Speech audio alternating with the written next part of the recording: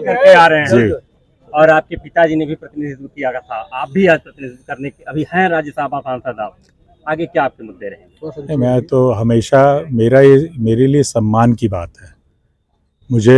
मैं आज आप लोग के माध्यम से अपने नेताओं का आभार व्यक्त करना चाहता हूँ कि एक बार उन्होंने फिर से मुझे बलिया लोकसभा का प्रतिनिधित्व करने का मौका दिया है।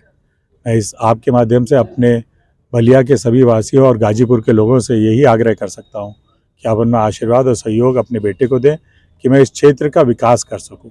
मेरे अब पहला और आखिरी एक ही है लक्ष्य कि इस क्षेत्र का विकास हो।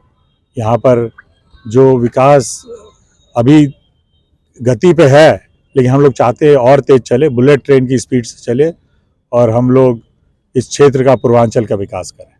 यही मेरा लक्ष्य। आप पहले भी सांसद रह चुके हैं, पहले कार्यकाल में कितना विकास किए? अब पहले कह रहा तो आप कहेंगे आप दूसरी पार्टी में थे। मैं विश्वविद्यालय किसने बनवाया, स्पोर्ट्स कॉलेज कैसे हुआ, 400 केवीए का सब स्टेशन किसने बनाया, पुल किसने बनवाया, उस समय सड़कें किसने बनवाई, कासिमाबाद को किसने तहसील बनवाया। मैं गिनवाने रहूँगा तो फिर आप गिन नहीं पाएंगे। आप सपा सांसद तो सपा सांसद था, सांसद मैं ना, सांसद कौन था? काम मैंने सरकार से कराया। मैं इस सरकार में रहूँगा तो इस सरकार से काम कराएंगे। हमारी सरकार डबल इंजन की सरकार है, जो काम मैंने उस समय किया था उससे 10 गुना ज़्यादा काम करवाऊंगा मैं। हमारे माननीय सांसद जी ने अभी आप देख रहे हैं ग्रीनफील्ड एक्सप्रेसवे बना, कितने करोड़ का है? 550 करोड़ का। यहाँ पे पेयजल के लिए योजना के लिए 3500 करोड़ आया बलिया के लिए। ये भारतीय जनता पार्टी की सरकार ही कर सकती है। मैं पेयजल के लिए 2009 से उठा रहा हूँ, लेकिन काम किसने किया? भारतीय जनता पार्टी ने। जब ये रेलवे लाइन का दोहरीकरण और विद्युतीकरण का किसने कराया था? 2009-10 में मैंने किया था, जब उस समय की रेलवे मंत्री जी से। और काम कब शुरू हुआ? जब आदरणीय मोदी जी आए। तो यही फर्क है दूसरी पार्टी और भारतीय जनता पार्टी में कि वो जो कहती है वो करती है। यही है मोदी जी की गारंटी। लेकिन विपक्ष कह रहा है कि कोई विकास का कार्य नहीं हुआ है और आपके ऊपर यह सवाल बार बार उठा रहा है कि आप 10 साल रहे हैं लेकिन आप कोई विकास नहीं किए। 10 साल नहीं, मैं 7 साल रहा था। मैं 7 साल था। पहले विपक्ष को अपना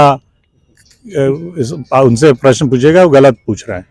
मैं तो गिनवाया अभी आपको, फिर वही प्रश्न आप पूछ रहे तो दोबारा मैं नहीं बोलूंगा, आप इनसे ले लीजिएगा। कहना है कि भाजपा में जाकर वो भटक गए हैं, गठबंधन के वो पता है क्या कौन भटक गया है और कौन क्या कर रहा है। इसीलिए 17 में जनादेश के लोगों ने क्या दिया, 19 में क्या जनादेश दिया, 22 में क्या जनादेश दिया।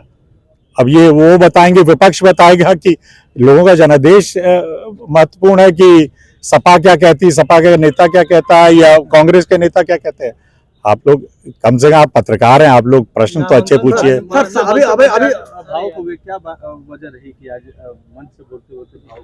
भाव ये लोगों का जो अपार समर्थन है, सहयोग है। मैं हैरान था, इतनी गर्मी में भी मैं इम्बाई पट्टी से आ रहा था, लोगों का जो जन सैलाब हम लोग अपना आशीर्वाद दे रहा था, तो आदमी, मैं भी इंसान हूँ, भावुक हो जाता आदमी। इतने लोग इतनी गर्मी में, इतनी माताएं बहनें आई, इतने लोग निकल के आए बाहर, तो इससे आदमी भावुक हो जाता है। उसमें क्या है, मैं भी इंसान हूँ तो भावुक हो गया। सर, अभी संजय राउत कह रहे हैं कि जो मोदी औरंगजेब हैं वह मोदी जी के गांव में उनका जन्म हुआ था। ये कौन है? संजय राउत। कौन है संजय? मध्य प्रदेश, महाराष्ट्र में।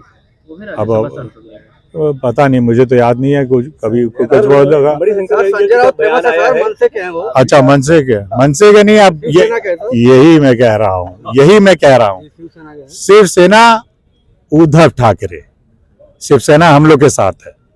इसलिए मैं कह रहा हूँ, कौन क्या वक्तव्य देता है वो उसका मामला है, उससे पूछिए क्यों बोल रहा है। अब कोई अपना मानसिक संतुलन खो बैठे तो उसका कोई इलाज नहीं है। दो सवाल बताइए, अभी एक मंदिर की विजिट की अखिलेश जी ने और उसके बाद मंदिर को धुलवाया गया, इसको कैसे देखते हैं आप? ये मैं कौन से मंदिर का मैं ये जानता नहीं। अगर मैं पहले उसके बारे में जानकारी कर लूंगा तब आप लोगों को बताऊंगा।